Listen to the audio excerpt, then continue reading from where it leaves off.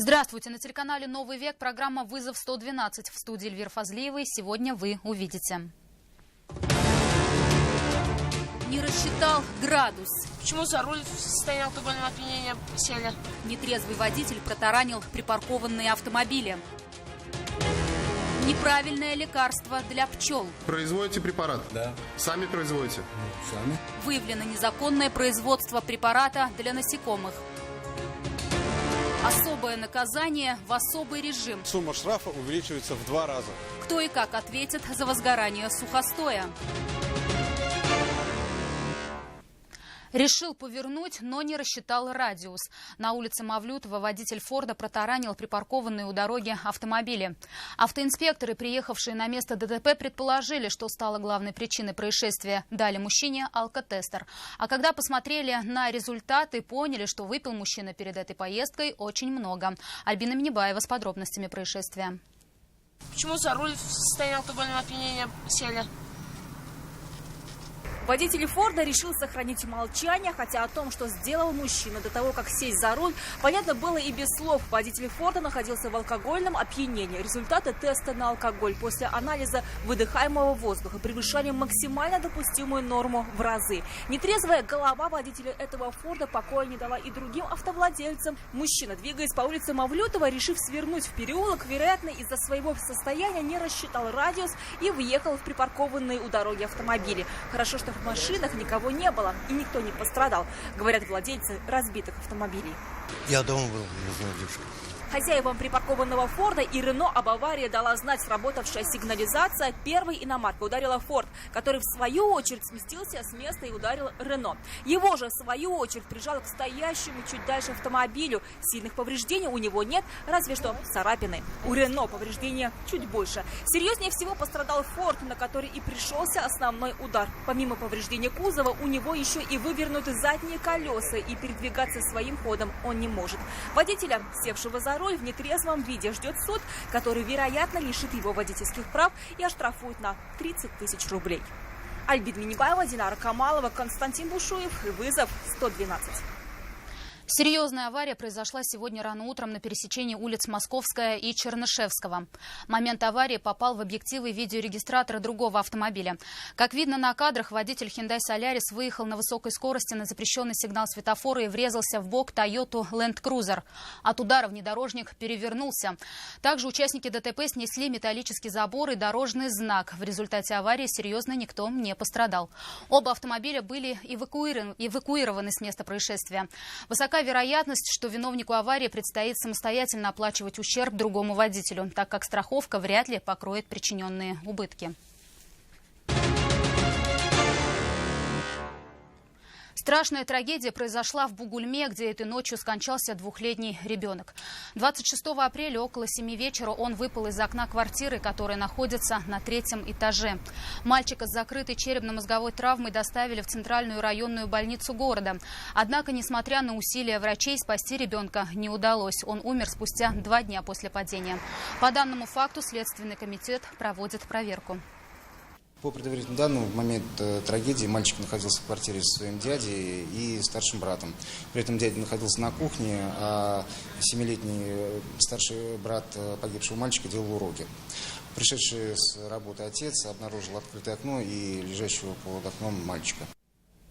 Незаконное лекарство для медоносных пчел производил в Казани 57-летний профессор одного из вузов и одновременно директор коммерческого предприятия. Сотрудники Управления экономической безопасности МВД Татарстана установили, что возглавляемое им предприятие в течение 2 лет выпускало лекарства для насекомых незаконно, не имея на то лицензии. При этом благополучно продавало выпускаемые препараты. Айрат Назипов о разоблачении незаконного бизнеса. Производите препарат? Да. Сами производите?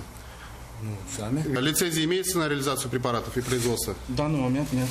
57-летнего мужчину задержали в апреле нынешнего года. Помогла контрольная закупка, проведенная в марте. Тогда оперативники пресекли незаконную деятельность фирмы подозреваемого. У менеджера фирмы была проведена проверочная закупка 100 ампул препарата на общую сумму более 1500 рублей. По версии следствия, почти за 2 года фирма заработала свыше 500 000 рублей. К слову, ее генеральным директором оказался профессор Казанского технологического университета. В соответствии с федеральным законом об обращении лекарственных средств, средство является лекарственным препаратом и подлежит государственной регистрации. Между тем, сотрудники Управления экономической безопасности установили, что возглавляемая подозреваемым коммерческая фирма не имела соответствующей лицензии. Свою вину подозреваемый полностью признал. Возбуждено уголовное дело по статье «Незаконное производство лекарственных средств и медицинских изделий в крупном размере». Максимальное наказание, предусмотренное этой статьей, до 8 лет лишения свободы. Решением суда задержанному избрана мера пресечения в виде домашнего ареста. Айрат Назипов, Азат Самигуллин, вызов 112. Украл велосипед у ребенка. В полицию обратилась 34-летняя женщина, сообщив, что у ее сына украли велосипед.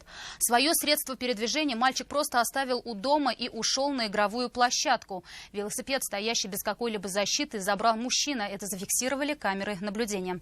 Личность и место жительства предполагаемого злоумышленника были установлены. Полицейские по подозрению в совершении кражи задержали 51-летнего казанца. Свою вину мужчина признал полностью. В ходе обыска в квартире у подозреваемого был обнаружен и изъят похищенный велосипед. В отношении него возбуждено уголовное дело по статье «Кража». Для избежания подобных случаев полицейские советуют заботиться о сохранности своего имущества. Если преступление все же произошло, незамедлительно обращаться в полицию по номерам 02 и 2914 821, дежурная часть Управления МВД России по городу Казани. Дети России. Рейд под таким названием провели полицейские Казани. В ночное время суток стражи правопорядка патрулировали улицы и проверяли места скопления подростков. В рамках операции несовершеннолетних предупреждали о последствиях совершения правонарушений и преступлений, а также напоминали им о важности соблюдения законов. В результате такой работы 7 жителей города были привлечены к административной ответственности. Были выявлены 3 подростка, которые находились в ночное время без сопровождения законных представителей.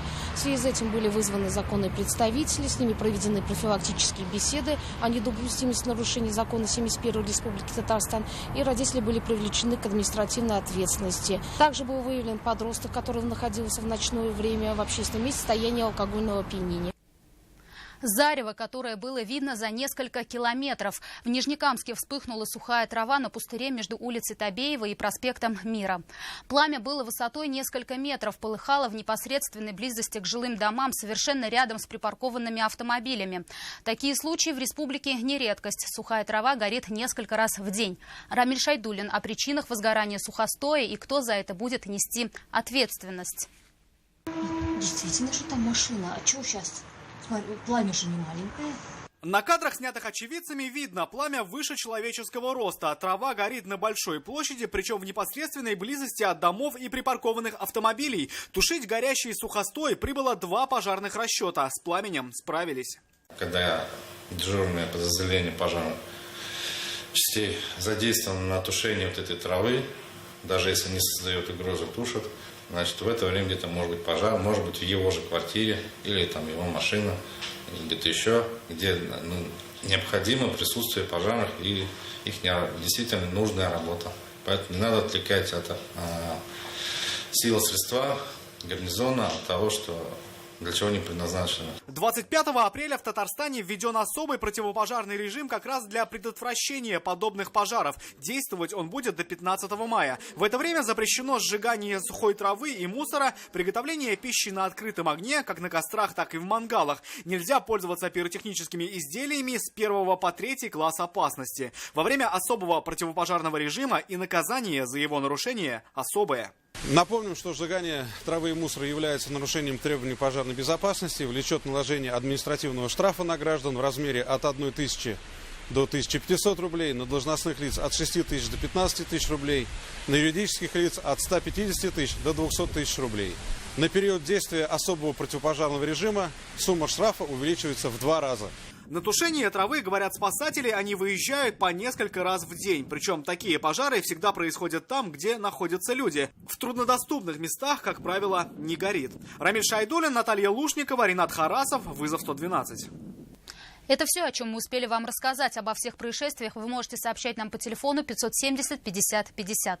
Если вы сняли происшествие, можете поделиться своими кадрами со всей республикой. Присылайте видео на нашу электронную почту и на мобильный телефон 8 98 69 112 112 или в нашу группу ВКонтакте. В студии была Эльвира Фазлиева. До встречи и не бросайте вызов судьбе. Вдруг она его примет.